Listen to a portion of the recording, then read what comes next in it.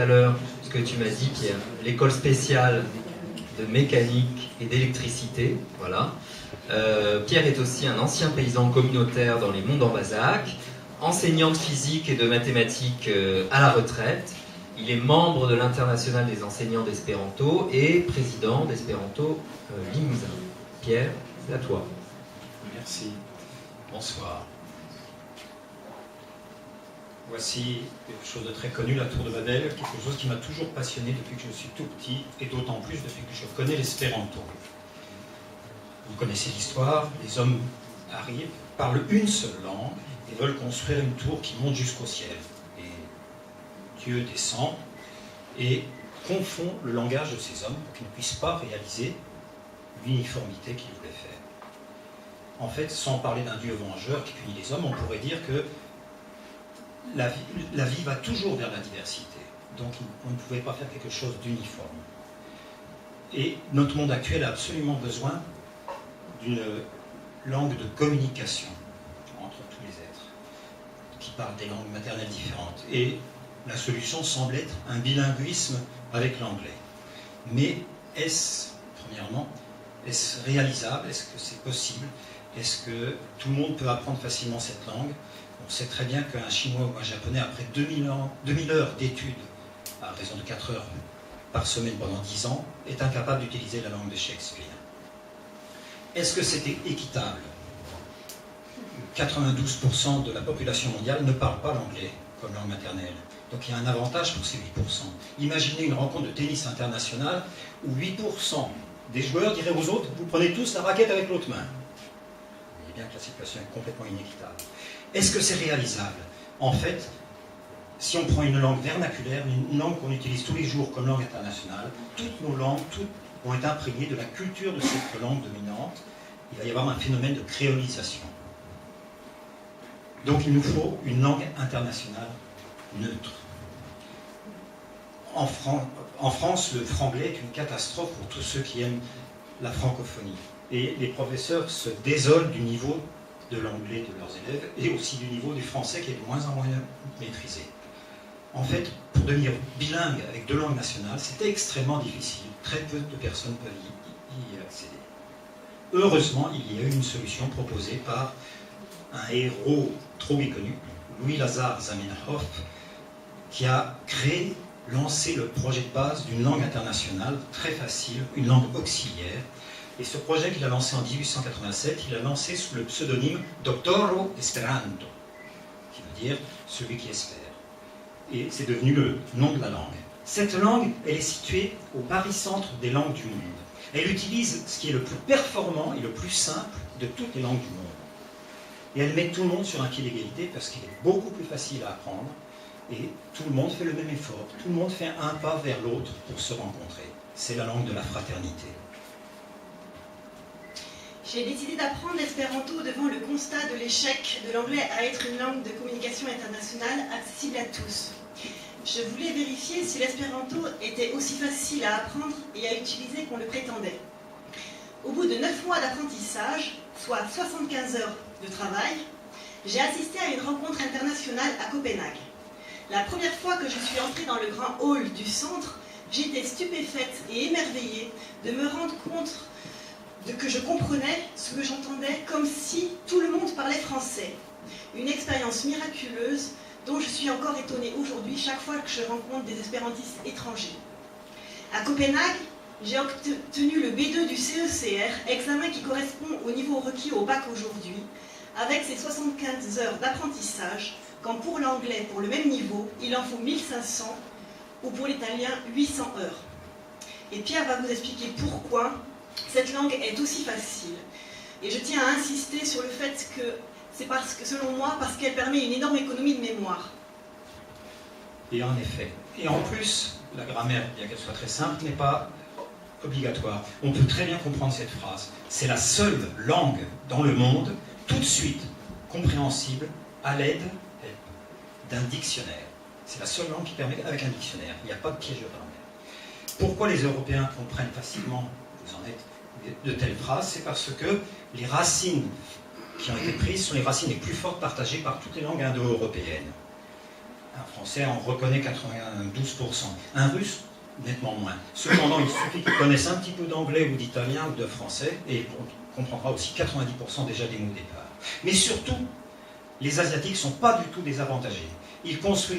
L'espéranto, il construit ces mots exactement, c'est-à-dire avec des éléments de mots, exactement comme les Chinois le font avec les idéogrammes. Waiguowishen, ça veut dire littéralement un membre, quelqu'un, un homme qui est d'un pays extérieur.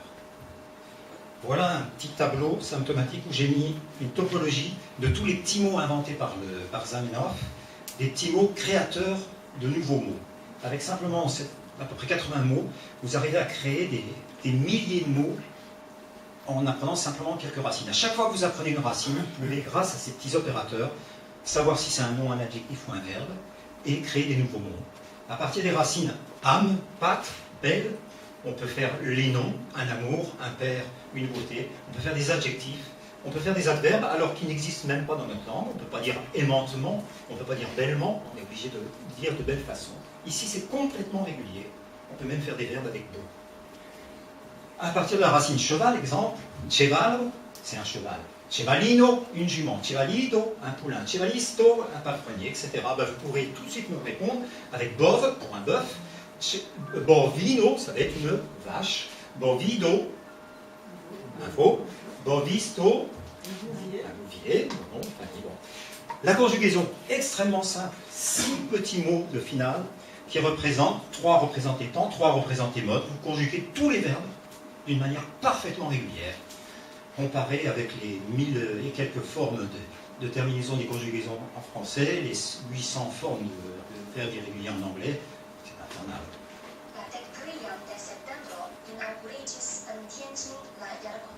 Vous ne rêvez pas. C'est des informations internationales en espéranto sur une télévision chinoise.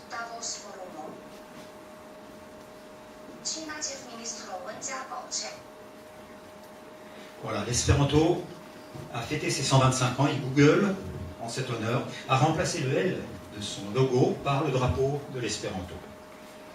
Et l'espéranto maintenant a une nouvelle chance de vraiment se développer, de devenir de favoriser un bilinguisme équitable pour tout le monde, une langue de la fraternité.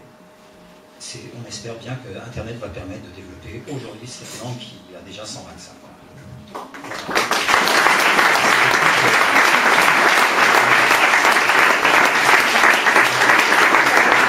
Avez-vous des questions pour Pierre? Oui. Ça fait 125 ans que ça existe, mais alors comment expliquez-vous que justement ça n'a pas été autant développé?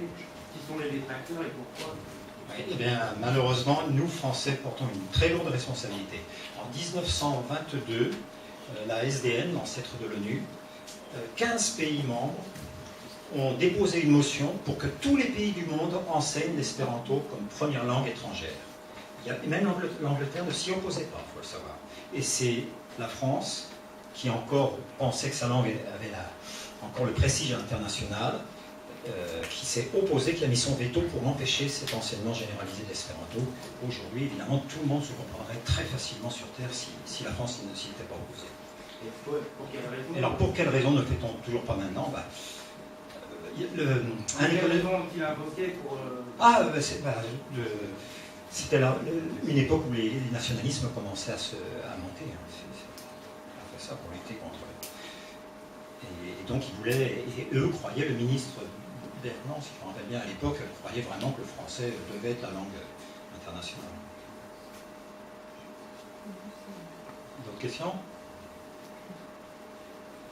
Oui. Sur Wikipédia, ça s'est bien représenté, par exemple? Ah oui, Wikipédia c'est énorme, oui. Bon, je ne sais plus les chiffres là, pour Wikipédia depuis quelques temps, mais vous pouvez consulter en espéranto. Bien sûr, moi je participe à plusieurs choses. Il y a un site lernu.net qui permet, au moins 40 ans, qui permet d'apprendre l'espéranto, au moins en écrit déjà. Puis même maintenant, il y a des outils pour en effet le faire en oral. Je participe à ça. J'ai participé à un site qui avait été lancé par un japonais. Il avait mis 150 000 phrases traduites en anglais et en japonais.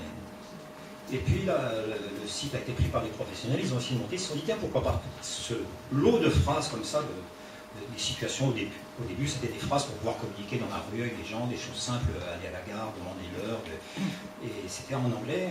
Et ils ont proposé des traducteurs de traduire dans les autres langues. Et donc moi je m'y suis mis, à un moment, lorsque je m'y suis mis, le français était la troisième langue, juste après déjà, avait rattrapé presque, pas été en dessous de l'anglais et du Japon, et l'espéranto était la 10e langue. Et j'y ai participé pendant 2 ans, et je peux vous annoncer que l'espéranto est en 2e langue, en nombre de phrases traduites, et proposées sur ce site. Aux grandes dames, je me rappelle la réaction d'un des traducteurs français qui disait « mais c'est pas possible, cette langue, l'espéranto, là va pas dominer, même passer devant le français ». Et je me rappelle très bien le dialogue d'espérantistes d'autres pays qui ont dit « vous avez des espérantistes dans tous les pays, donc tous vont avoir envie de mettre leur langue, et l'espéranto ». Et donc, en effet, l'espéranto se développe énormément. Moi, je crois vraiment qu'avec Internet, il y a une grande chance pour que ça se développe vraiment. Il y a des profs dans l'éducation nationale d'espéranto, par exemple? Pareil, il y a une tolérance. Il y a une tolérance grâce à un ministre en 1936, au mouvement du Front populaire, qui a autorisé de faire des cours en dehors des heures scolaires dans les établissements. Et avant, ça avait été interdit par le ministre dont je vous parlais avant. Et à chaque fois qu'il y a eu des expériences, il y a toujours eu à un moment quelqu'un qui a dit non, la langue internationale c'est l'anglais, arrêtez votre... À chaque fois que ça a été officialisé un petit peu, il y a toujours eu au bout d'un moment... Il faut savoir qu'il y a une omerta. Mais je préfère répondre aux questions. Oui, pardon, il y a une autre question. Non, mais quels sont les reproches finalement que les détracteurs à l'espéranto font les reproches, à chaque fois qu'il y a des reproches qui sont donnés, ça prouve évidemment que les gens n'ont pas étudié la question. Par contre, on peut se poser la question pourquoi l'espéranto ne s'est pas développé. C'est vrai que c'est l'impression qu'a eu Carole, c'est l'impression que tous ceux à qui je donnais des cours, et comment ça se fait que ce ne soit pas connu de tout le monde alors que c'est si merveilleux, comme on dit. Il y a une explication psychologique que tous ceux qui ont fait des efforts, et c'est énorme, pour maîtriser l'anglais, veulent garder leur privilège, et ils n'ont pas envie de perdre. Et bien sûr, les locuteurs anglais, ils dominent le monde à l'heure actuelle. Les native speakers, en Europe, il faut savoir que pendant un moment, vous n'aviez pas d'emploi si vous étiez pour les postes de responsabilité, si vous n'étiez pas, je ne sais pas comment ça se dit, native speaker. Alors, comme on a dit, il y a discrimination, c'est les groupes espérantistes qui sont montés au créneau en Europe. Et donc là, maintenant, ils ont changé, ils ont mis une autre formulation pour montrer qu'il y avait une discrimination énorme. On est en train de faire l'Europe des États-Unis et non pas les États-Unis d'Europe. Moi, je répondrais juste que, quelle que soit la langue internationale de communication qu'on va prendre, cette langue-là, elle véhicule une culture. Et l'anglais, que ce soit l'anglais de l'Angleterre ou des États-Unis, enfin, ce sont des anglais différents, mais ça véhicule la culture. Il y a un rapport qui s'appelle le rapport Green, qui a été rédigé par un économiste pas du tout convaincu sur l'espéranto, à qui on avait posé la question qu'est-ce qu'en Europe, puisqu'il y a... À l'époque, il y avait 22 pays, je crois. Quelle serait la meilleure solution linguistique à développer en Europe, à moindre... Enfin, la meilleure solution. Juste du point de vue économique. Et en fait, il n'était pas du tout espérantiste. Et il a montré que les transferts de fonds en Europe, c'était 17 milliards par an en faveur de l'Angleterre. Parce que elle n'a pas besoin de traduire, tout le monde traduit en anglais, que ce soit la Finlande, la France, etc., dans toutes les instances communautaires européennes, tout se traduit en anglais, elle attend. Il y a aussi tout le tourisme lié aux cours linguistiques, puisque tout le monde, beaucoup d'étudiants vont là-bas travailler ou pour prendre des cours de langue. Ça se chiffre à 17 milliards par an annuellement. Juste ce transfert d'argent qu'elle gagne en fait. Et donc, vous avez aussi à la télévision, en France, toutes les séries télé, de plus en plus, vous avez un peu des Danois, des Suédois, etc. Mais il y a plein de séries américaines ou anglaises ou australiennes qu'on achète. Et c'est aussi à la fois transmettre de la culture pour eux, mais aussi avoir des revenus. Donc on comprend bien que ça serait le français, ça serait la même chose. Hein. Dans les années 20, on voulait garder notre avantage culturel et financier dû au français. Et je pense que c'est une des raisons principales. Merci beaucoup. Je vous propose de poursuivre la conversation autour d'un verre juste après. On va poursuivre notre parcours dans cette deuxième partie, notre soirée Pecha Kucha Limoges volume 8. On va accueillir maintenant Leïla Ziane, qui est chargée de mission pour les Business Angels. Alors Leïla est étudiante en management de l'innovation et intervenante pour les Business Angels. Elle travaille pour développer le financement participatif des entreprises. Leïla, c'était vous. Merci, bonsoir à tous. Donc c'est une première pour moi, donc vous me pardonnerez, je garde ma petite fiche.